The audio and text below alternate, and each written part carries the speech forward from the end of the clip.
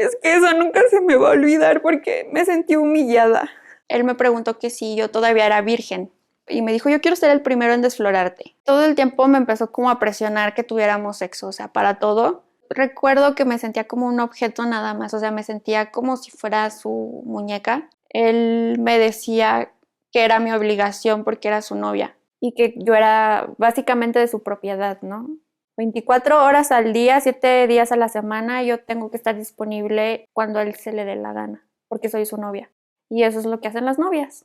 Realmente pienso que él nunca me vio como un ser humano. O sea, realmente sí llegó un momento en el que yo sentí que yo era el monstruo. Tenía como una fijación con la pornografía, entonces siempre estaba en páginas. Él se me conectaba y chateaba con ellas. Yo estuve medicada, o sea, yo estuve tomando antidepresivos, ansiolíticos, antipsicóticos, o sea, yo estuve en tratamiento.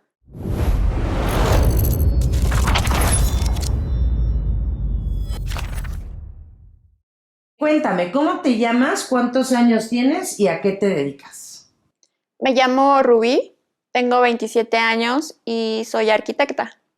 Muy bien, muchas gracias. Tú estás aquí para hablar de un tema en específico. Ajá. Este es tu foro. Podemos empezar, si les parece bien, con cómo conociste a tu abusador. Ok, bueno, yo a él lo conocí en un curso de coaching coercitivo y pues ahí lo conocí en una posada precisamente del curso.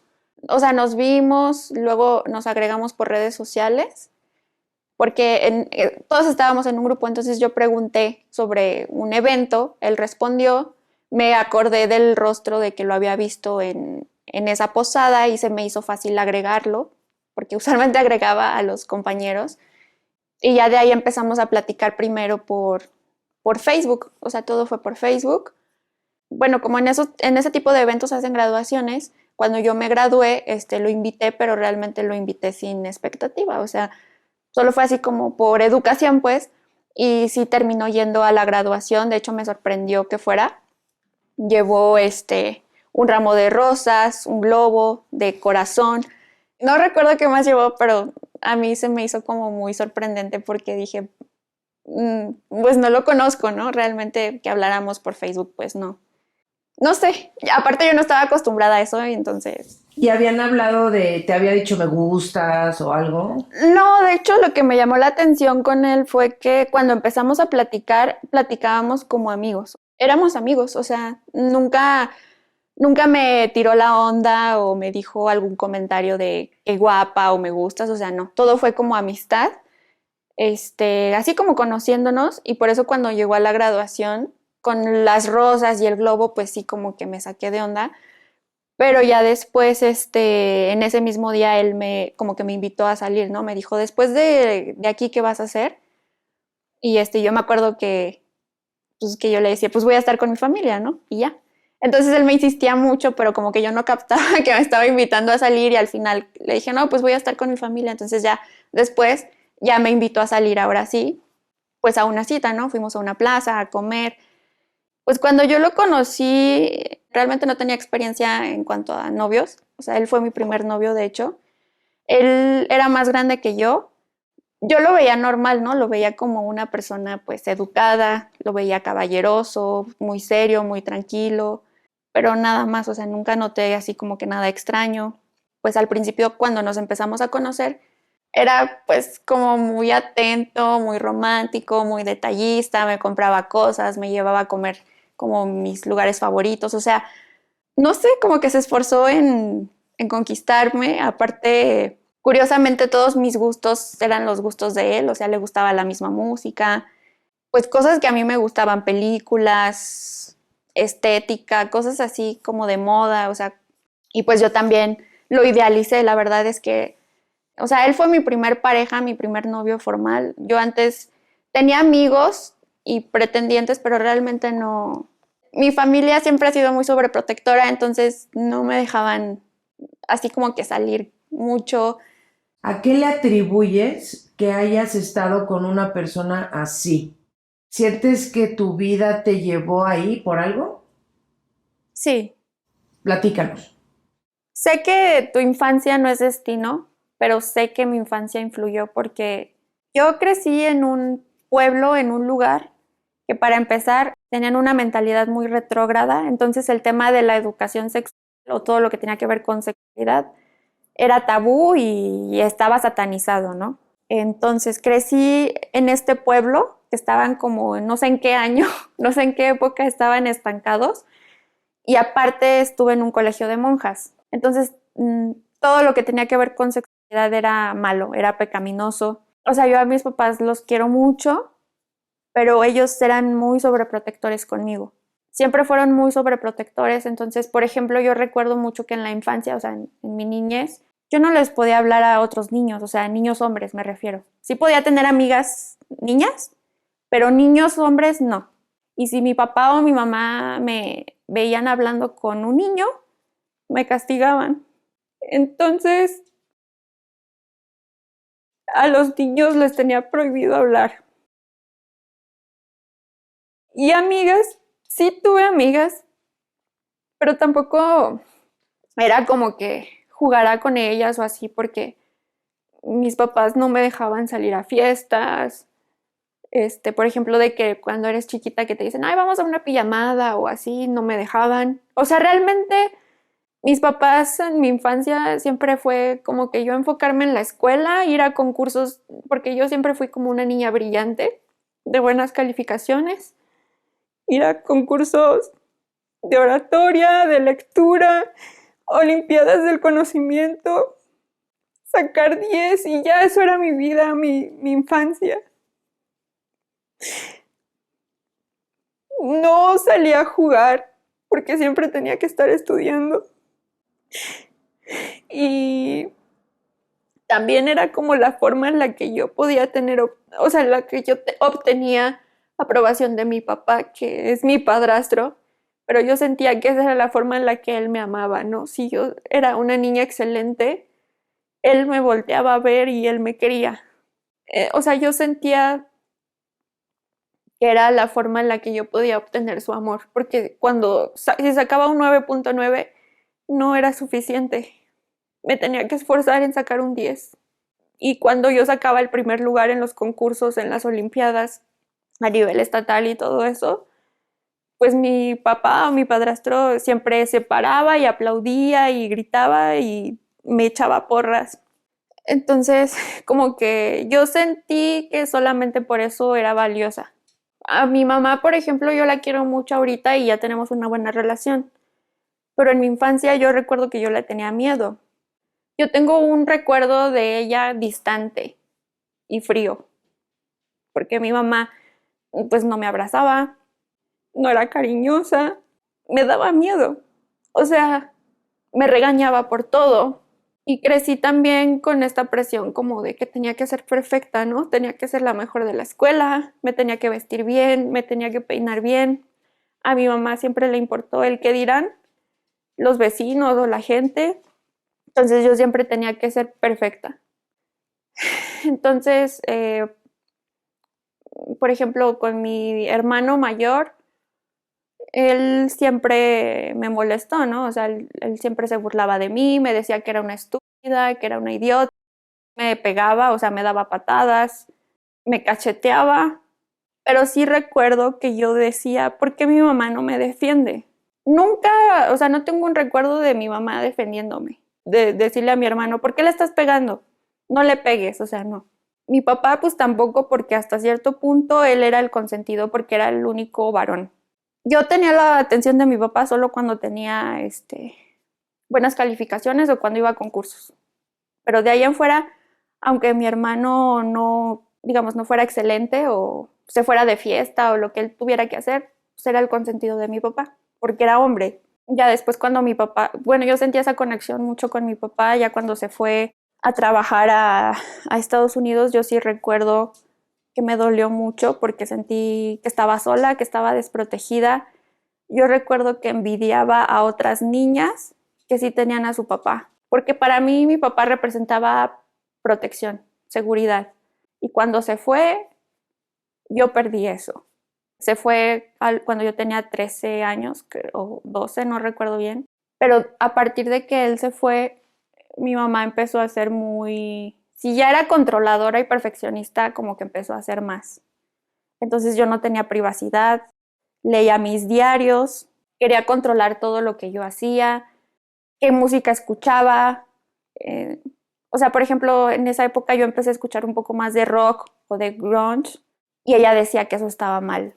Me tiraba mis discos de música. O sea, realmente yo no podía tener mi propia personalidad o mi individualidad porque a ella le molestaba. Tanto en la primaria como en la secundaria yo recuerdo que recibí bullying porque por lo mismo de que era la más inteligente del salón y la consentida de los maestros, pues a todos les caía mal por eso. Aparte de que yo no era de ahí, o sea, no era de ese pueblo, sino que vivimos ahí por el trabajo de mi papá, pero yo no nací ahí. Entonces siempre me decían, ay, la chilanga. Siempre hacían comentarios de que yo no tenía que estar ahí, porque yo no era de ahí. Entonces nunca me sentí incluida. O sea, desde de niña yo recuerdo ser siempre solitaria, no tenía amigos, siempre me enfocaba en las calificaciones y en el estudio.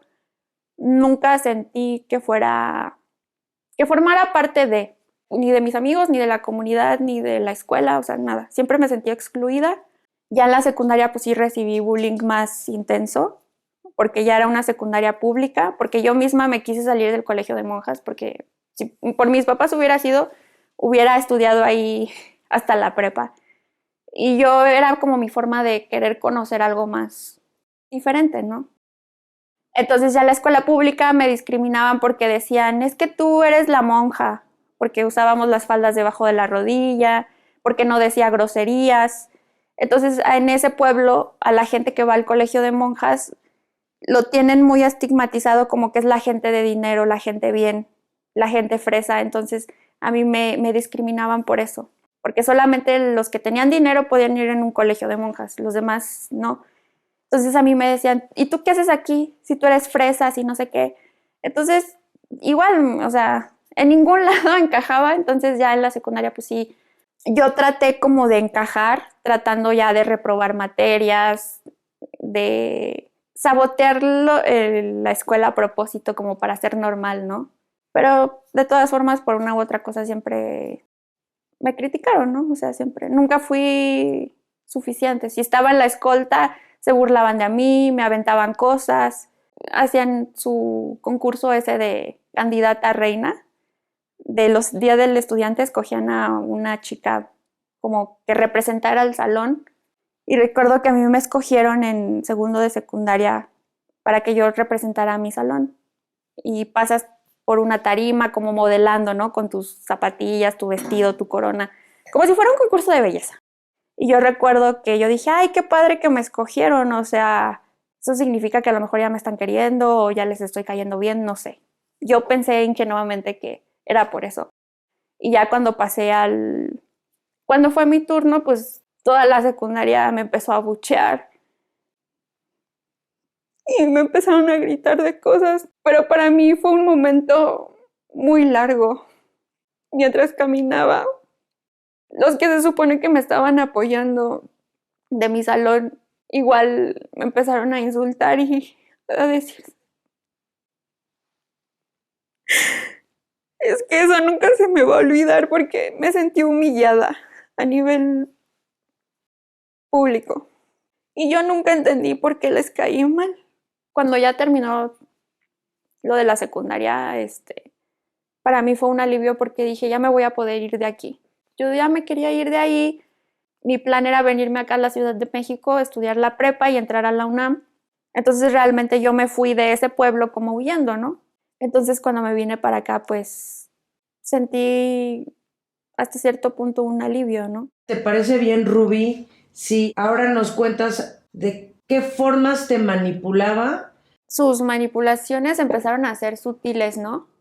Mi papá nunca dijo nada, mi mamá sí lo conoció, y ella sí me decía, ay, es que él es tan bueno y tú, porque obviamente a mi mamá yo nunca le dije todo lo que él me abusaba como a nivel sexual, ¿no? No tenía así como experiencia y cuando lo conocieron a él, pues casi todos pensaron que era una buena persona, ¿no? De hecho tenía como una imagen como de muy introvertido. Pues pidió permiso para andar conmigo, pues sí, a todos les cayó bien, a mi papá, a mi mamá, a mis hermanas. Y algo que noté de cuando lo conocí a él es que como que él quiso llevar todo muy rápido. Salimos, yo creo, 3 veces y en la tercera cita me dijo que sí quería ser su novia. Me acuerdo que yo le dije que no lo conocía, o sea, le dije, no te conozco, o sea, ¿cómo voy a ser tu novia? Y me dijo, no, tienes razón, que no sé qué. Pero ya como a la cuarta cita, o sea, él no me dijo nada, sino que me llevó a conocer a su mamá y a sus hermanos. O sea, me llevó a su casa y ya me presentó como su novia. Entonces ya yo dije, bueno, a lo mejor él sí quiere algo bonito conmigo. Entonces pues ya como que dije, bueno, está bien. Ya vamos, le dije a él, ya después de que me llevó con su familia, le dije, pues ya vamos a andar, ¿no? Yo pienso que sí influyó, fueron como muchos factores que influyeron que yo anduviera con él. Realmente como que también yo estaba un poco confundida porque como nunca había tenido novio, no sabía cómo funcionaba exactamente. Yo me sentía un poco tonta en ese aspecto porque pues decía, ¿cómo se comporta una novia, no? O sea, para mí era algo nuevo y pues yo pensaba que todo lo que como él iba conduciendo las cosas, pues era lo correcto. Como que ya empezó a mostrar más su personalidad, ¿no? Cómo era realmente, ¿no? Por ejemplo, hacía muchos comentarios hacia las mujeres, se expresaba así como, ay, pinches viejas. Se expresaba de cualquier mujer como, ay, esa vieja, y así. Lo hacía como con cierto resentimiento. Entonces yo le decía, oye, ¿por qué te expresas así de las mujeres, no? Decía, no, es que así hablo, o sea, es normal. Y luego, por ejemplo, la señora que hacía como el quehacer en su casa, se dirigía a ella así como la chacha, la sirvienta, se expresaba de una forma como, a mi parecer, déspota. Entonces yo le decía, ¿por qué te expresas así de la señora, no? O sea, porque yo le hablaba, luego platicaba con ella y pues a mí se me hacía muy agradable y él decía, ay, no, pues es que es normal, ¿no? O sea, como que iba teniendo comentarios y como actitudes un poco extrañas, pero como que yo quería seguirlo conociendo, ¿no? Por ejemplo, también notaba que a su mamá le hablaba feo. La forma en que la trataba, como que yo notaba que él tenía mucho odio hacia ella. Entonces, pues yo sí le decía, oye, ¿por qué le hablas así a tu mamá? Y él me decía, bueno, él me contó una historia, ¿no? De que supuestamente por su culpa, sus papás se habían divorciado, ¿no? O sea, que su mamá tuvo la culpa de que su papá ya no estuviera con ellos y que eso lo marcó mucho. Eso también se me hizo extraño porque dije, pues no te conozco para que me cuentes todo eso, ¿no? Pero yo supongo que él trataba como de crear empatía conmigo, no sé, porque ya después obviamente yo ya le empecé a contar todo lo que yo estaba viviendo, ¿no? Sus papás, o bueno, en general su familia y su alrededor, sus amigos, ¿cómo te trataban? Su mamá, la verdad es que desde que la conocí hasta el final, yo no tengo nada en contra de ella porque siempre me llevé bien con la señora. De hecho, la señora, porque él me lo comentó, le dijo que yo me veía muy noble. Y eso es un comentario que todavía recuerdo porque se me hizo lindo que se expresara así de mí, ¿no? Teníamos cosas en común la señora y yo, o sea, temas de espiritualidad o de literatura, arte, cosas, pues no sé, platicábamos mucho de esos temas y yo me llevaba bien con ella. Sus hermanos, la verdad, me trataban bien, o sea, eran respetuosos y me caían bien, o sea, ellos no tenían ningún problema con ellos. Sus amigos eran un poco raros porque cuando me llevaba a reuniones con sus amigos sí le hacían comentarios, pues así como diciéndole, te van a meter a la cárcel, porque yo me veía muy chavita. Entonces le decían, no manches, está bien chiquita, ¿por qué andas con ella? O sea, esos comentarios sí escuché que se los hacían, pero pues yo en esa época yo no lo veía mal. Por ejemplo, me daba cuenta que sus amigos eran muy machistas, misóginos, o sea, hacían comentarios como diciendo que, como con cierto resentimiento o cierto recelo a las mujeres. Y pues sí, sus amigos no es que me trataran mal, pero sí de repente hacían comentarios como burlándose también porque como yo me acababa de mudar a la ciudad, tenía un acento diferente a los de aquí, entonces me decían pues, comentarios dando a entender que era de pueblo o algo así porque también eran gente muy clasista, que se burlaban de la gente, digamos, que no tenía muchos recursos, y eso también a mí me molestaba, pues porque yo no era millonaria, ¿verdad? Entonces yo siento que yo también en esa época estaba pasando por una época pues difícil económicamente. Por lo mismo en esa época pues yo tuve que dejar la escuela para meterme a trabajar. Entonces él también empezó a hacerme comentarios. Cuando yo opinaba de algo me decía comentarios como, ay, pues tú no opines, tú ni has terminado la prepa. Yo pienso que ahí fueron como las primeras señales de manipulación que teníamos, no sé, un mes, 2 meses. Así como, ay, qué tontita, qué mencita, ¿no? Así. Cuando empezamos a andar, yo creo no había pasado ni un mes, él me preguntó que si yo todavía era virgen. Y yo le dije que por qué quería saber eso, ¿no? Y él me dijo, es que se te nota. No sé la verdad por qué él lo dijo, porque hubo momentos como que él quería que pasara algo, pero pues realmente yo no, pues simplemente le daba besos y ya, ¿no? O sea, no. Ese comentario sí se me hizo un poco extraño, la verdad, incómodo, pero pues dije, pues, ¿qué le importa? Pero pues dije, bueno, a lo mejor es normal que me lo pregunte, pues porque estamos en una relación, ¿no? Entonces ya, pues le dije que la verdad no, digo que la verdad, nunca había tenido experiencia, y ya fue cuando él me dijo, es que yo quiero ser el primero en desflorarte. O sea, todavía usó esa palabra que, digo, qué horror que me haya dicho eso, o sea, ay, no sé, fue tan raro que me haya dicho eso y me dijo, yo quiero ser el primero en desflorarte. Así que ya, pues fue pasando la relación, o sea, nuestra relación. Ya cuando cumplimos 6 meses, él me empezó a presionar para que tuviéramos relaciones sexuales, pero pues yo le decía que yo no estaba lista. Porque aparte yo tenía una educación de que tienes que ser virgen hasta el matrimonio, ¿no? Aparte, o sea, estuve en un colegio de monjas, mis papás siempre fueron como muy sobreprotectores conmigo, entonces yo tenía como esa idea en la cabeza de que virgen hasta el matrimonio, ¿no? Me empezó a decir, es que soy hombre, tienes que entender que tengo necesidades, porque a las mujeres les son infieles. No sé, me empezó como que a decir muchos comentarios como dando a entender que si yo no accedía a tener relaciones, él iba a buscar a alguien más. Y si le dije, pues si nada más quieres eso de mí, pues entonces aquí terminamos y ya. Búscate a alguien de tu edad o no sé, alguien más grande que quiera hacer eso contigo. Porque yo no me sentía lista. Aparte, yo no me sentía como con una conexión emocional, no sentía una conexión con él realmente. Como que yo no estaba enganchada ni enamorada de él. Sí cortamos, o sea, sí lo terminé. Él me estuvo insistiendo que regresáramos, que ya no me iba a presionar con ese tema. Pues ya cuando regresamos como 2 o 3 meses después. Él me volvió a preguntar que si seguía siendo virgen o ya había estado con alguien en el tiempo que habíamos cortado. Y pues yo le dije que no, o sea, que no. Y él me dijo, sí es cierto, ya estuviste con alguien de seguro. Conmigo no quisiste estar. Pues yo le dije, no, de verdad no he estado con nadie. Y él me empezó a decir, sí, ya estuviste con alguien. Ya tienes que estar conmigo, porque si ya estuviste con alguien, ya puedes estar conmigo. Entonces él me empezó como a querer chantajear. Entonces él me empezó a decir pues que ya era tiempo de que ya tuviéramos relaciones porque pues ya, yo ya supuestamente, según él, yo ya había estado con alguien. Entonces no recuerdo bien, pero ya llegó un punto en el que sí, pues ya pasó, pero yo no quería, o sea, lo hice más como por presión y por chantaje. Y recuerdo que cuando pasó eso yo pensé, ¿eso es todo? O sea, como que dije, es así es el sexo, o sea, así es.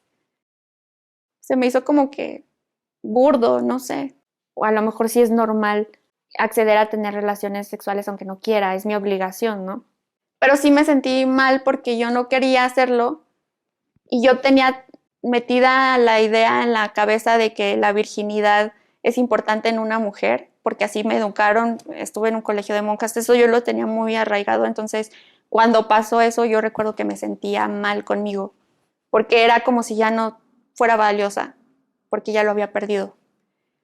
Entonces a partir de que pasó eso, todo el tiempo me empezó como a presionar que tuviéramos sexo, o sea, para todo. Recuerdo que me sentía como un objeto nada más, o sea, me sentía como si fuera su muñeca. Yo pienso que si yo hubiera tenido una amiga, alguien que me orientara, o sea, que me explicara qué era lo que yo estaba viviendo, o sea, no me hubiera sentido ni sola ni juzgada o como que yo misma decirme es que estoy loca, ¿no? Realmente no siento que, pues no, o sea, no tuve como una guía, como una amiga, alguien que me dijera, oye, lo que está haciendo tu novio no está bien, ¿no? O sea, por ejemplo, yo recuerdo que a mi hermana menor, ella le llevó 2 años, ella también ya tenía su novio. Recuerdo que una vez le pregunté, oye, cuando tú no quieres tener relaciones con tu novio, ¿qué hace? Y ella me dijo, pues nada, hacemos otra cosa. Si no quiero tener relaciones, pues vemos una película, o sea, otra cosa, ¿no? Y me acuerdo que yo me quedé así como, ¿y por qué mi novio no hace eso, no? O sea, ¿por qué cuando yo no quiero tener relaciones, en vez de respetar mi decisión, me empieza a presionar o me empieza a insistir o me empieza a manipular para que pase, ¿no? No me deja en paz realmente, o sea, no me dejaba en paz hasta que no le dijera que sí. Por no tener esa información o esa educación, para mí era como muy borroso darme cuenta de los límites, no sé cómo explicar. Eran límites algo... No sabía hasta qué punto era normal y hasta qué punto yo tenía que permitirlo porque así tenía que ser, ¿no? Porque así eran las parejas y era normal, o sea, no era algo agradable para mí, o sea, y recuerdo también que en una ocasión que estábamos platicando él y yo, me contó que su mamá había sufrido de abuso sexual por parte de un tío. Supuestamente por eso odiaba mucho a su tío. Como yo sentí que había confianza, yo le conté que a mí en una ocasión me intentaron abusar de niña uno de mis primos mayores, pero que afortunadamente no sucedió porque en eso mi hermana llegó y ya no pasó nada, ¿no? Pero él ya se había bajado el pantalón, o sea, ya estaba a punto de hacerlo y yo tenía como 4 años. Yo le conté eso, que yo recordaba eso nada más. Y me acuerdo que esa vez él me empezó a decir, ay, qué familia tan cachonda tienes. Ya me excité. O sea, él se excitó por eso que yo le había contado que pues nada que ver, ¿no? O sea, con el momento. Entonces yo me quedé así como, ¿qué onda, no? Y él me dijo que eso le excitaba, que todo lo que tenía que ver con esto le excitaba, que era su fantasía y que también su fantasía era como abusar de mujeres bajo los efectos del alcohol o inconscientes o que estuvieran dormidas, algo así. Se me hizo súper raro y yo dije, eso no está bien. Recuerdo que le conté a un amigo eso que había pasado y él me dijo que eso era peligroso porque entonces él podría abusar de cualquiera, de cualquier niña o miembro de su familia, ¿no? Que eso no era normal. Sí le hice el comentario de que eso era algo raro, retorcido, o sea, que estaba mal. Y él me dijo que no, que eso era normal, que la naturaleza humana, pues lo normal era el sexo.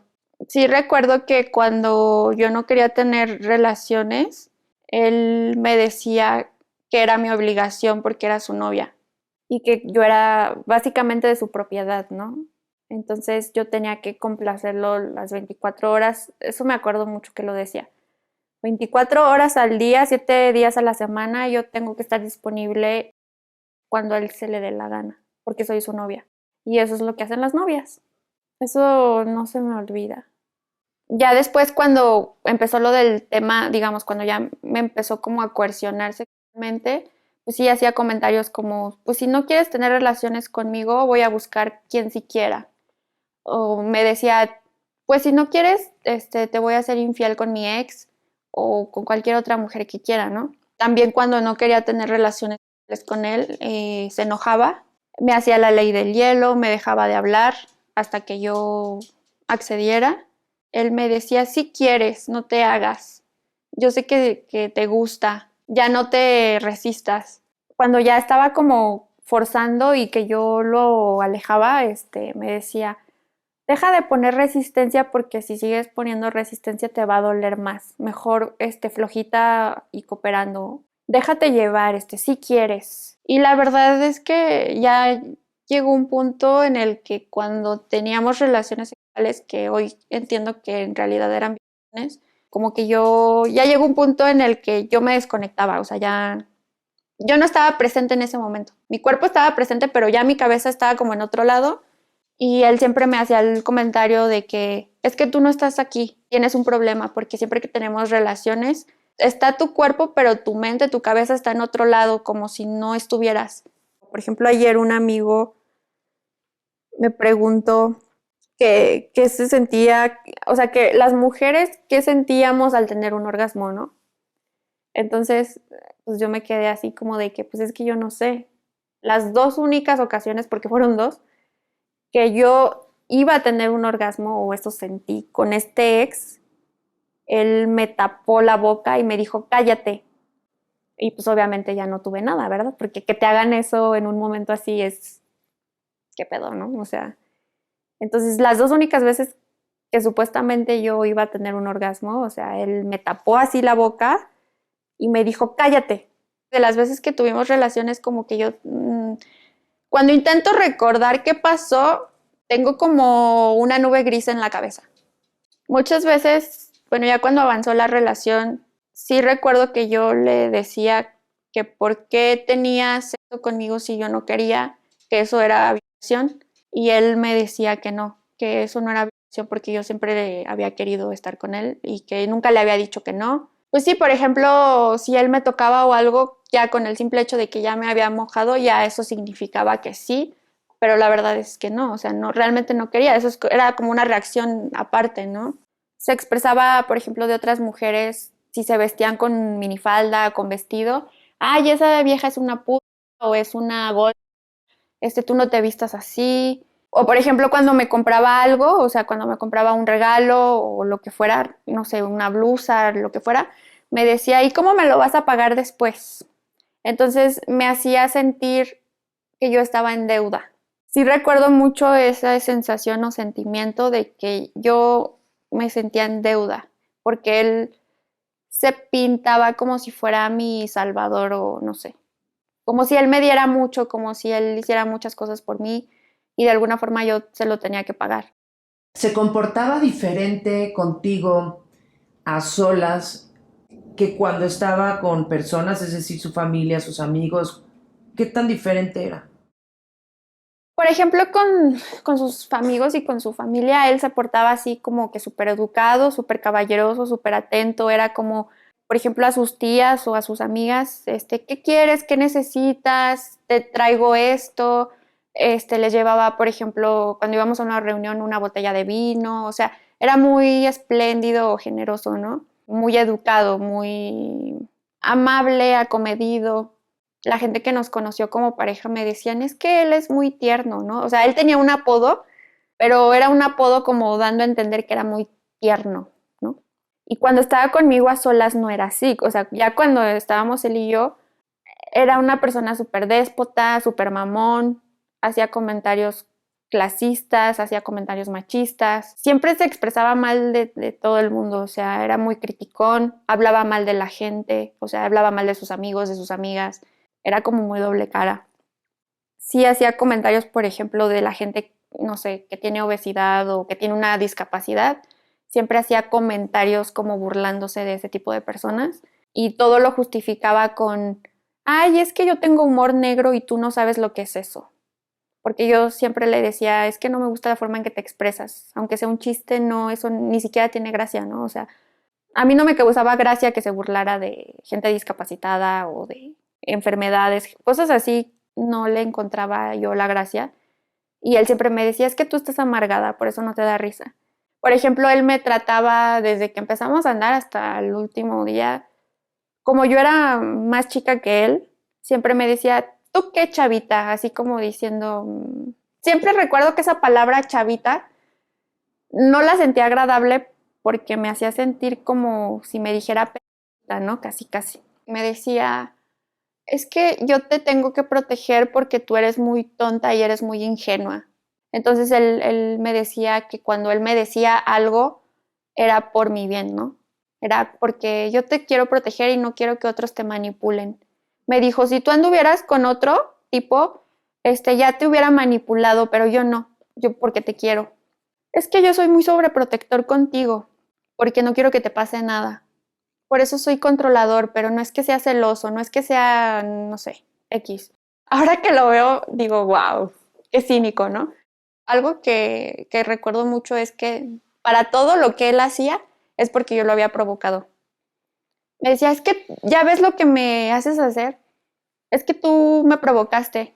Por ejemplo, él me decía, es que tú me excitaste, o sea, tú tienes la culpa. Me decía, es que tú te vestiste así a propósito para provocarme, o sea, como que él pensaba que todo lo que yo hacía era a propósito para provocarlo. No sé, tenía una pijama, un pantalón X, o sea, nada que ver. Y ya él decía que yo lo había hecho a propósito para provocarlo y que como ya lo había provocado, ya tenía que terminar, porque si no, eso le hacía daño a él, o sea, se enfermaba. O algo así de que se dañaba su pene. Y realmente pienso que él nunca me vio como un ser humano. O sea, todo lo que yo hacía, como me vestía, todo tenía un fin sexual. No sé si tiene que ver porque él veía mucha porno y ya su cerebro estaba dañado, la verdad no sé. Pero sí, como que hay cosas que pienso que no eran normales. Tenía como una fijación con la pornografía, entonces siempre estaba en páginas de mujeres que se dedican a eso en vivo. Él se me conectaba y chateaba con ellas. Una vez lo llegué a ver y sí me puse muy mal. O sea, me fui al baño a llorar porque yo sentía que me estaba engañando. Y él me dijo que eso era normal, que todos los hombres lo hacían, que los hombres son muy visuales. Y no recuerdo la verdad todo lo que me dijo, pero como que me quiso dar a entender que todos los hombres lo hacían y que era normal. Y que yo no me tenía por qué enojar o poner celosa por eso. Una vez me di cuenta que en su computadora y en su celular tenía muchas carpetas de fotos de mujeres y pues sí, de chavitas que se veían que eran menores de edad, desnudas, en ropa interior, en bikini. Dices que terminaban y regresaban, terminaban y regresaban. ¿Por qué razones terminaban y por qué razones regresaban? Siempre que terminábamos era porque yo lo cortaba, o sea, porque yo sabía que esa relación me estaba haciendo daño, porque yo nunca me sentía bien, no me sentía tranquila. Yo sabía que él seguía hablando con su ex, o sea, de hecho su ex fue como un fantasma en toda nuestra relación. No sé si sea cierto o no, pero desde que empezamos a andar hasta el final, supuestamente él me decía que su ex lo buscaba, que ella seguía enamorada de él. O sea, como que yo noté que él desde el principio me quiso triangular con su exnovia. Cuando llegábamos a discutir era porque yo me daba cuenta que se había quedado de ver con ella o porque tenían conversaciones sexuales. Obviamente eso para mí no era agradable porque yo decía, bueno, si no quieres estar conmigo, pues mejor vete con tu ex, ¿no? Porque se fue de viaje con su exnovia. Y todavía después de que pasó eso, él me dijo que yo había tenido la culpa, que porque yo era muy enojona y era muy explosiva y que porque siempre le estaba reclamando cosas, pero yo o sea, los reclamos que yo le llegué a hacer eran porque él seguía hablando con ella y no eran conversaciones normales, eran conversaciones sexuales donde se mandaban fotos, donde se quedaban de ver. Todavía de que terminamos y de que me puso el cuerno, yo siempre pensé que fue por mi culpa. Me manipulaba, me chantajeaba, me decía, es que si no quieres tú, voy a buscar a mi ex o voy a buscar a otra que sí quiera. Porque amigas, porque me decía, yo tengo muchas amigas. Tú no lo sabes, pero muchas amigas quieren estar conmigo, pero yo no les hago caso porque estoy contigo. Yo trabajaba, bueno, desde que yo lo conocí, yo ya había trabajado, pero luego cuando empecé a trabajar como edecán o como modelo, que era un trabajo temporal, obviamente, me prohibió que yo trabajara de eso porque me decía, no me gusta que los hombres te miren. Yo seguía trabajando, obviamente, pero ya llegó un punto en el que sí me dijo, o tu trabajo o yo. Si sigues trabajando, ya no podemos seguir en la relación por no tener problemas, o sea, porque yo ya, en ese punto yo ya estaba muy enganchada, o sea, yo quería comportarme de una forma en que él ya no se enojara, ya no se molestara, porque desde el inicio hasta el fin él siempre me hizo creer que si la relación no funcionaba era por mi culpa. Entonces en esa época dije, ¿sabes qué? Ya no quiero tener problemas, dejo de trabajar. Parte de eso era porque terminábamos, ¿no? En otras ocasiones, que yo pienso que fueron la mayoría, es por el tema de lo sexual, ¿no? O sea, porque él siempre quería tener relaciones sexuales y yo no quería. Y eso a mí siempre me hizo sentir mal. Lo sentía como una obligación, lo sentía como que... Es que realmente nunca lo disfruté, o sea, yo no disfrutaba teniendo relaciones, siempre me sentí como un objeto que solamente servía para eso. Siempre me sentí como si fuera su muñeca de plástico, de juguete y ya. Pero así, por ejemplo, que habláramos de temas profundos, que hubiera un tipo de conexión más allá de lo sexual, O sea, por ejemplo, que le importaran mis sueños, mis aspiraciones, mi trabajo, cosas así, no, nunca quería hablar de eso. Siempre era como que nada más lo sexual. Cuando llegamos a tener discusiones, o sea, de que peleábamos, yo quería hablar con él, obviamente, ¿no? Quieres discutir, quieres que la persona te diga, bueno, a lo mejor tú lo ves desde este punto de vista, pero no es así. No, o sea, en vez de que sucediera una conversación normal, siempre que peleábamos, él a huevo quería que en ese momento penetrarme. Era, vamos a discutir, pero yo tengo que estar dentro de ti. Entonces, nunca tuvimos una discusión normal de pareja, de sentarnos a hablar en serio, ¿no? Siempre era, ay, estamos enojados, pues se desnudaba y era como que o sea, su forma de hablar tenía que ser así, yo encima de él o así, de esa forma, ¿no? Y obviamente ya después no había ningún tipo de conversación, ¿no? O sea, no pasaba ningún tipo de plática, solamente era eso y ya pensaba que con eso ya se había solucionado el problema. Después de que sucedía eso, pues ya cuando nos dejábamos de ver en persona, pues ya por mensaje o por celular yo le decía, ya no quiero estar contigo, ya yo me empezaba como a desahogar de todo lo que me molestaba y le decía, ya no quiero estar contigo, por favor ya no me busques, siempre que quiero hablar contigo de un problema, a huevo quieres pues coger y lo cortaba, lo terminaba, ya le decía, sabes que no me busques, ya va y lo bloqueaba de todos lados y siempre iba a mi casa a buscarme, se ponía a llorar, me decía que ya iba a cambiar, se ponía de rodillas, se hincaba y me decía, perdóname, ya no lo voy a volver a hacer, es que no me gusta que peleemos, yo lo hago porque es mi forma de sentir una conexión contigo, porque yo no soy muy emocional, no sé, me echaba sus choros, ¿no? Como justificando que esa era su forma de amarme y que lo entendiera, ¿no? Y pues en realidad, ahora que lo pienso, creo que siempre que cortaba con él era por eso, porque yo no sentía que tuviéramos una conversación normal de pareja, ¿no? Siempre que yo quería discutir de algo, era huevo, lo que él me decía. Sí, voy a hablar contigo, pero quítate la ropa y te tengo que penetrar. ¿Por qué regresabas?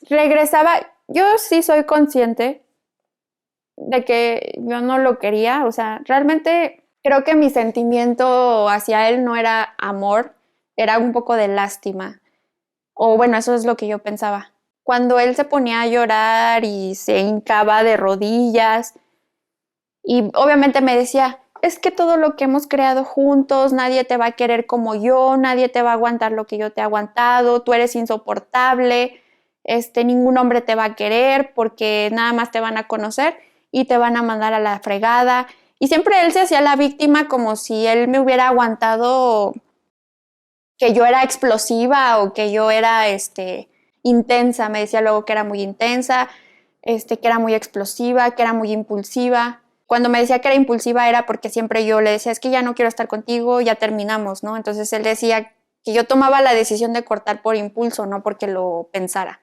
Realmente sí llegó un momento en el que yo creí que yo tenía la culpa, que yo era la que estaba mal. O sea, realmente sí llegó un momento en el que yo sentí que yo era el monstruo. Yo llegó un punto en el que todo eso lo acumulé y yo empecé a explotar, yo empecé a gritar, yo traté de defenderme, o sea, yo empezaba como ya a reaccionar a su abuso, ¿no?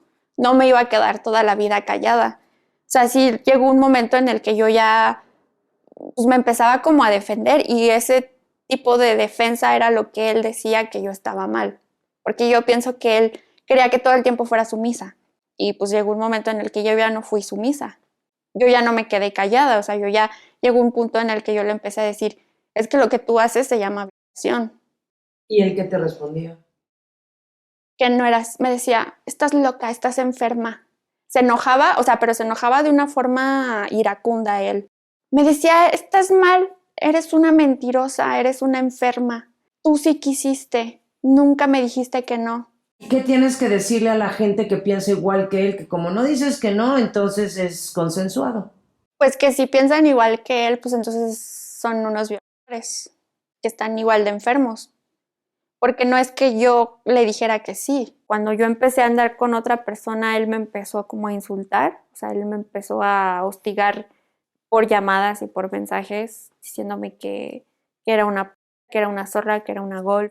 Esa parte como de la que siempre he tenido por parte de él en redes sociales o en teléfono, ¿no? Que lo bloqueo, pero se crea otro perfil o consigue otro chip, no sé, otro número y está. Y este ex también lo que hizo fue que él tenía acceso a mi WhatsApp y a mi Facebook y yo no sabía. O sea, él todo el tiempo tuvo acceso a mis redes sociales privadas y yo me enteré porque él mismo me lo dijo. Él me dijo, yo tengo tu contraseña de tu WhatsApp y de tu Facebook y de tu correo, pero te lo estoy confesando porque no me siento bien y porque te quiero. Pero realmente hasta en mis redes sociales yo ya no tenía privacidad porque él siempre las estaba monitoreando, me eliminaba amigos, contactos, esa fue como otra forma de control, ¿no? ¿Tienes idea en qué momento entendiste que estaba abusando de ti? Yo creo que me di cuenta porque fui investigando, porque recuerdo que vi un corto que se llama Mi novio me vio o algo así, es un corto francés y me llamó la atención y lo vi y yo dije, es que eso es lo que yo estoy viviendo, porque ahí te explicaba en ese cortometraje que puede ser tu propia pareja a veces cuando estás dormida y ni te das cuenta y solo despiertas y ya tienes como, pues sí, ¿no? La sensación de que se vino dentro de ti o cosas así que son como más borrosas, ¿no? A lo mejor no te golpea, pero te coerciona tanto que aunque o sea, que cuando te está penetrando y aunque estés llorando, no es una violación porque no hubo violencia, no hubo fuerza física, eso es a lo que me refiero, ¿no? O sea, no te amenazó con un cuchillo, por decirlo así. Para empezar, después de que pasaba eso, yo me sentía sucia y sentía como culpa, o sea, sentía todo mi cuerpo, todo mi ser se sentía mal, o sea, me sentía, en vez de sentirme como empoderada o con energía o no sé, me sentía cansada, me sentía triste, me sentía como marchita, no sé.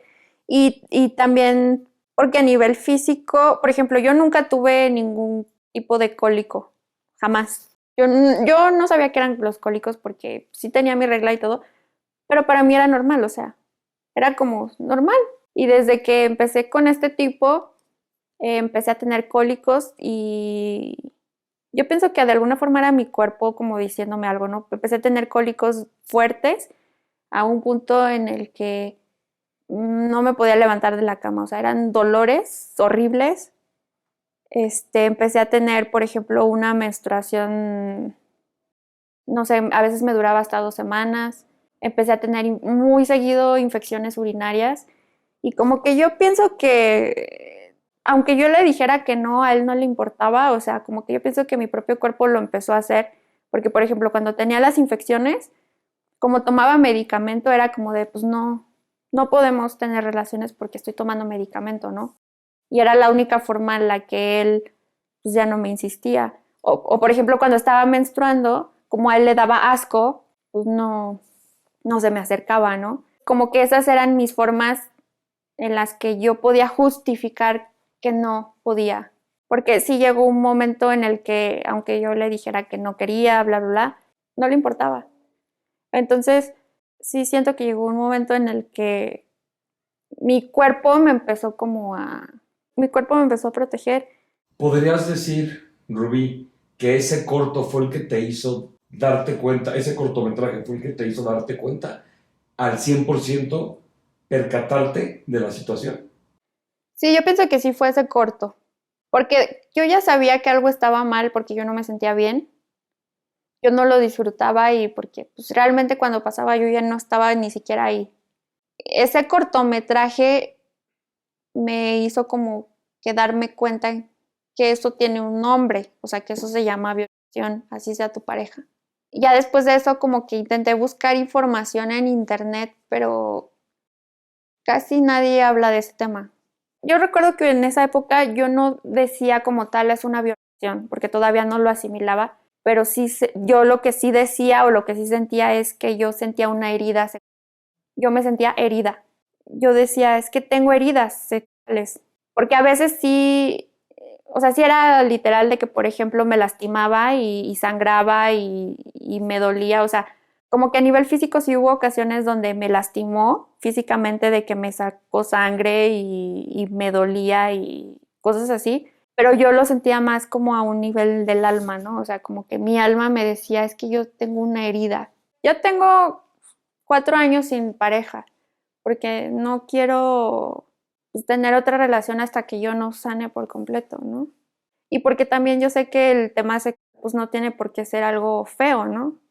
Prefiero darme como mi tiempo y pues ya sanar eso personalmente y pues ya cuando llegue la persona pues ya. ¿En qué momento lograste por fin zafarte de esa relación y de que terminaste con él al día de hoy? ¿Qué camino emocional has recorrido? Quizá para sanar o intentar sanar. Uh-huh. Pues sí, o sea, como que lo que me hizo despertar o como lo que me removió demasiado, o sea, como que ya fue la gota que derramó el vaso, yo creo que fue cuando ya me fue infiel, bueno, o que yo supe, ¿no? Porque yo me enteré. Ya para mí era como demasiado, o sea, ya era como que fuera tan cínico de decir, ah, es que dormimos juntos, pero no pasó nada. Dormimos, viajé con ella por trabajo, porque quería que le tomara unas fotos y me las pagó, pero no pasó nada. Y era con su ex, ¿no? Y yo así de, ajá.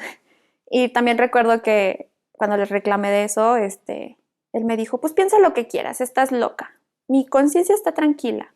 Yo le revisé su celular y vi la conversación y hablaban de condones y cosas así.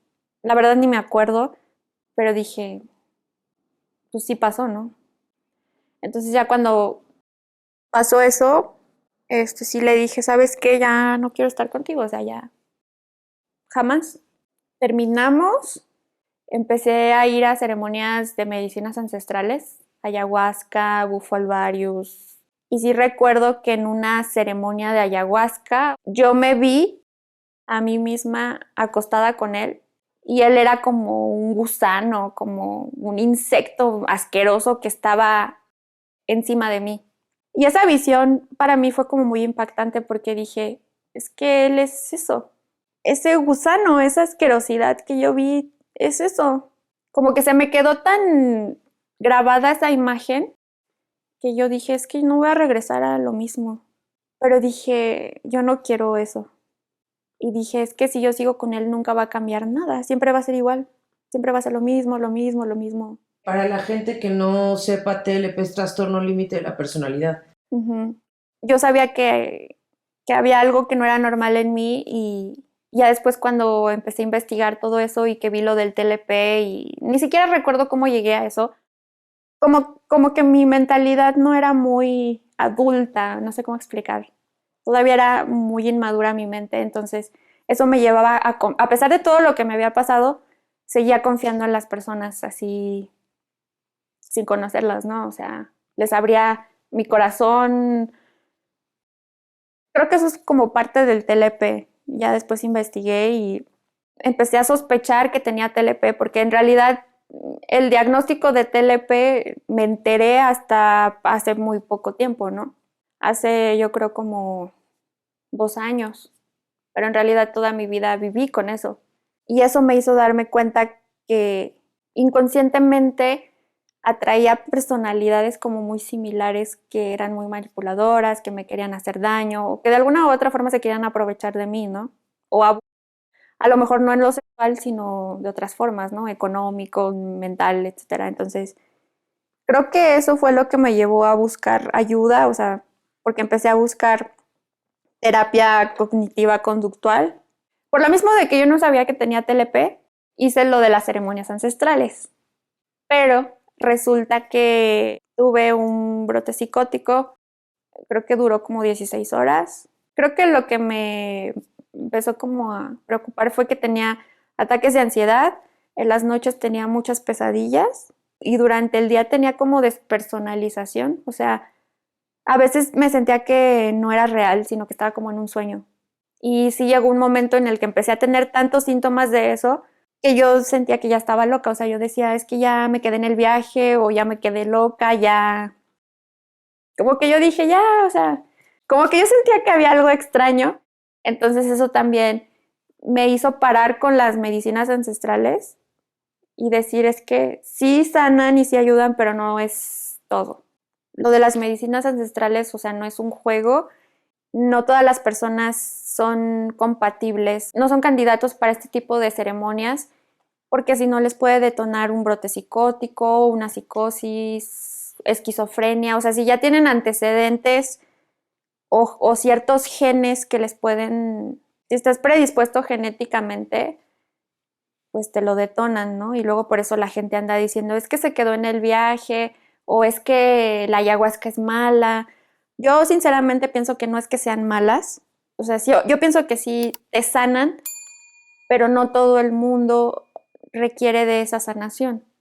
Porque, por ejemplo, yo por no saber que tenía TLP, obviamente me aventé a tener este tipo de experiencias, pero sí llegó un punto en el que mi cerebro, que tuve un brote psicótico, ¿no? O sea, que duró 16 horas. Entonces, yo realmente cuando tuve el brote, me fui como al otro extremo, ¿no? Como que me fui ya a lo científico, a lo que no eran pseudociencias, ¿no? Sino que ya era algo comprobable.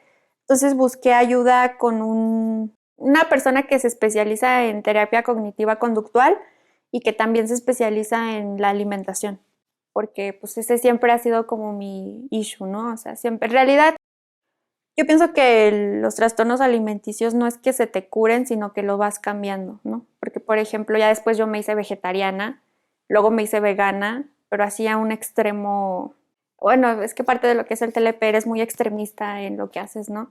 Ya después de eso dejé esa dieta y me hice como, ¿cómo se le llama esa dieta que está de moda? ¿Keto? Keto. Keto, y me hice súper carnívora, entonces yo sabía que no tenía como un equilibrio porque soy muy, me voy de un extremo a otro, ¿no? Muy radical. Soy muy radical, entonces sí busqué ayuda con este terapeuta que en su perfil se especializaba en la terapia cognitivo-conductual para TLP, pero también en los trastornos de alimentación o bueno, en una educación con alimentación. Me estuvo guiando, ¿no? Por decirlo así. O sea, yo pienso que lo más importante en cuanto al tema de salud mental sí es ir con un psicólogo, un psiquiatra, y si hay temas que requieres trabajar con medicación, pues obviamente medícate, ¿no? Yo estuve medicada, o sea, yo estuve tomando antidepresivos, ansiolíticos, antipsicóticos, o sea, yo estuve en tratamiento por depresión mayor, trastorno de ansiedad generalizado y ya luego me dijeron que era TLP, entonces yo estuve medicándome para poder pues ser funcional, ¿no? ¿Y hoy en día cómo estás? Pues en comparación a esas épocas, yo pienso que sí estoy mejor. Creo que soy más consciente de mí misma, de mi vida, de mis relaciones. Es como si antes estuviera dormida y ahora estoy despierta, por decirlo así. Bueno, es que a lo mejor eso suena raro. Sí hubo una época donde sí me sentí como víctima, que sí tenía mucho coraje, tenía mucho resentimiento, tenía mucho odio, tenía muchos deseos de venganza, porque obviamente después de que pasas eso, pues es natural que tengas esas emociones, ¿no? No las puedes reprimir tampoco, ¿no?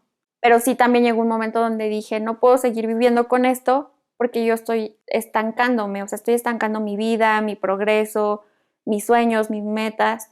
Yo pienso que ahorita ya a estas alturas de mi vida, todas esas emociones de odio y de resentimiento, ya las saqué o ya las canalicé, ya las viví, ya las sentí, porque tampoco las tienes por qué etiquetar como que son algo malo, ¿no? O rechazarlas. O sea, yo pienso que ya viví ese proceso de entregarme a esos sentimientos que son normales después de lo que vives. Ya ahorita estoy como que en esta etapa donde ya no me siento víctima, sino que ya quiero darle un propósito al dolor a las malas experiencias que tuve, ¿no? A la mala relación, por ejemplo, que viví con este sujeto. A mí de nada me sirve como que seguir pensando, pues él me dañó, ¿no? O sea, como que también ya eso lo quiero dejar a un lado y decir, bueno, sí pasó, pero quiero como darle un propósito para que otras personas que están pasando por esa situación se den cuenta que no es normal, salgan de ese lugar, ¿no? Si eres víctima, y está bien que lo entiendas, pero también ya llega un punto en el que tienes que tomar la responsabilidad de tu propia vida y dejar el pasado atrás. O sea, no de que se te olvide, porque no se te olvida, Pero sino... que no dejes que te controle el presente, ¿no? Ajá, exacto, de que ya digas, bueno, ¿qué función le voy a dar o qué propósito le voy a dar? ¿Qué voy a hacer con esto, no? O sea, ¿qué enseñanza me dejó? Por ejemplo, ahorita yo pienso que ya, por lo menos para escoger pareja, si ya noto como alguna señal de las cosas que viví, pues obviamente ya es como que salir corriendo, ¿no? O sea, como que digo, ya no me vuelve a pasar, ¿no? O sea, ya identifico más fácil a lo mejor una personalidad manipuladora, ¿no? O sea, no creo que sea inmune, porque hay gente que es demasiado sutil, pero sí pienso que por lo menos estoy más conectada también con mi intuición, ¿no? Tu intuición te dice, es que esto no está bien, esto... O sea, siento que hasta cierto punto también tu cuerpo tiene una sabiduría que te indica que algo no está bien, porque sientes un dolor en el estómago, porque te da náuseas, porque te duele la cabeza, o sea, no sé, tu cuerpo te avisa. Entonces yo, por ejemplo, siento que con este ex, toda mi intuición o mi cuerpo lo callaba. Sí, lo tenía silenciado, ¿no? O sea, no permitía que hablara. Y ahora como que estas experiencias me hicieron escucharme a mí, escuchar mi cuerpo, escuchar mi intuición, si algo no me vibra o no me late, o ser un poco más precavida. Obviamente no se trata de vivir en el miedo, pero sí por lo menos saber que no todo el mundo tiene las buenas o las mejores intenciones. Siento que hasta cierto punto como que perdí mi inocencia o la forma en la que yo veía el mundo, pero es parte como de la madurez, o sea, es parte como del discernimiento. Pero ganaste sabiduría. Ajá, exacto, gané sabiduría. Sí, o sea, como que antes yo pensaba que todo el mundo era bueno, o sea, que todos eran buenos, que nadie tenía malas intenciones. O sea, como que ya mi mente sabe que hay maldad, o sea, que hay gente que, pues, que es mala y a lo mejor no es porque quiera ser mala, sino que a veces, por ejemplo, los psicópatas o los sociópatas, pues ya tienen una, por ejemplo, su cerebro ya está configurado de esa forma, ¿no? Entonces, aunque quieran o no quieran, ellos van a ser así porque es su naturaleza. Entonces, yo requiero como que aprender a discernir ese tipo de comportamientos abusivos o lenguaje abusivo y yo alejarme, ¿no? O sea, no voy a cambiar a la persona ni nada, pero por lo menos yo sé que va a seguir haciendo lo que pues, va a seguir actuando como es, ¿no? Porque es su naturaleza. Y tu objetivo de esta entrevista entonces es informar acerca de la coerción sexual. Sí, informar que existe la coerción sexual y que a veces, aunque ya llegue un punto en el que tú digas, ay, bueno, ya, voy a ceder para que ya no me esté chingando o para que ya no me esté jodiendo, que aunque llegues a un punto en el que tú supuestamente accedes, de todas formas eso es violación, porque no fue un consentimiento libre. O sea, que la persona ya te estuvo insistiendo, te estuvo desgastando, te estuvo manipulando, que ya llegó un punto en el que tú accediste, pero no es porque realmente tú quisieras, ¿no? Sino que fue más como por obligación, por coerción. Entonces, aunque tú hayas dicho que sí, de todas formas te sientes mal. Sabes que no estuvo bien, porque no es lo que tú querías y eso yo pienso que también es violación. Si hay alguna mujer o algunas mujeres que estén viendo esta entrevista y que estén pasando por lo mismo que pasaste tú, ¿qué les dirías para que puedan salir de ahí? Para empezar, que si tu pareja te ama de verdad es una persona que te ama, que te respeta, que te quiere, que le interesa tu bienestar, no tienes por qué justificar por qué no quieres tener relaciones sexuales con él. Simplemente con decirle no quiero, no me apetece o no estoy de humor. Con eso tiene que ser más que suficiente para que respete tu decisión. No darte otras opciones. Ah, bueno, no quieres, entonces, pues mínimo, chúpamela, ¿no? O si no quieres por ahí porque estás en tus días, entonces por atrás. Simplemente es no. Ah, ok, está bien, hacemos otra cosa, ¿no? No que todo a fuerza tenga que terminar en algo sexual si no quieres. No le tienes por qué decir, es que me duele la cabeza, es que no sé qué, simplemente es no y ya. A las mujeres que se encuentren como en una relación similar, tu pareja debe de respetarte un no. Si, por ejemplo, tú estás bajo los efectos del alcohol o de una droga o de una sustancia que no te permitas ser 100% lúcida, tu pareja, si verdaderamente te ama, te quiere, te respeta, ni siquiera te va a poner un dedo encima. Al contrario, ¿no? Te va a cuidar, te va a proteger, te va a dejar descansar o lo que tú requieras, ¿no? Pero no se va a aprovechar de eso para su propia satisfacción de él, ¿no? Aparte el consentimiento no es permanente, ¿no? Así estén desnudos besándose, tú le puedes decir a esa persona, no quiero, no me apetece, o sea, no. Así sea tu esposo, ¿no? Así sea sea tu esposo, tu novio, tu pareja, alguien con quien a lo mejor coincidiste, o sea, simplemente si en ese momento tú no te sientes con las ganas de continuar, tú puedes decirle claramente no quiero y lo tiene que respetar, porque el consentimiento es así. El consentimiento puede cambiar de un momento a otro, ¿no? No porque ya estén desnudos, ya tú te tienes que sentir en la obligación de continuar con algo que no quieres. Hay muchas personas que no saben exactamente bien qué es el consentimiento, ¿no? Piensan que a lo mejor porque ya soy tu pareja, y ya nos gustamos o ya hubo intimidad, todo el tiempo va a ser así. O todo el tiempo tiene que ser así y realmente no. Que ya lo hayan hecho una vez no significa que por eso en la siguiente tú vas a consentirlo o vas a decir que sí. Se requiere más educación en cuanto a ese tema de como de los límites, ¿no? Por ejemplo, en una práctica sexual en específico, que a lo mejor tú accedas a hacer una cosa no significa que tengas que acceder a otras cosas. El consentimiento tiene que ver con que vamos a hacer esto en específico y nada más, ¿no? No de que ya salieron otras cosas y si yo no estaba de acuerdo, o sea, no estoy en la obligación de hacerlo. O por ejemplo, cuando incluyen a terceras personas, ¿no?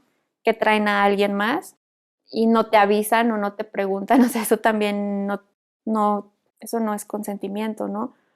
O que por ejemplo estén en el acto y la persona se quite el condón sin avisarte, eso también es un abuso, ¿no? Así sea tu pareja, sea tu novio, no tiene por qué quitarse la protección si ya había un acuerdo de usar protección. A pesar de esa experiencia en mi vida, ahora tengo el poder y la responsabilidad de mi propio cuerpo, de mi sexualidad, de mi bienestar. Es necesario y es importante tener la humildad de reconocer que requieres apoyo, de que requieres terapia, todo tipo de terapia. Estuve en terapia enfocada en traumas, terapia psicológica, cognitivo-conductual. Si no hubiera tenido esa guía, no hubiera sido capaz de ver que realmente yo no soy la culpable o no soy el problema, no soy la que estuvo mal. Creo que es importante que cuando pasas este tipo de experiencias, asumas que fuiste víctima y que también llegue un punto en el que pases de ser víctima a ser sobreviviente y retomar tu poder porque no te define. Cuando tú tienes ese apoyo, esa guía, esa gente que te escucha, que es empática, se crea como ese espacio en el que tú puedes florecer y en el que puedes mostrarte vulnerable y después tomar como tu propia fuerza. Aquí lo que yo sentí es empatía desde el principio hasta el final. Me sentí escuchada.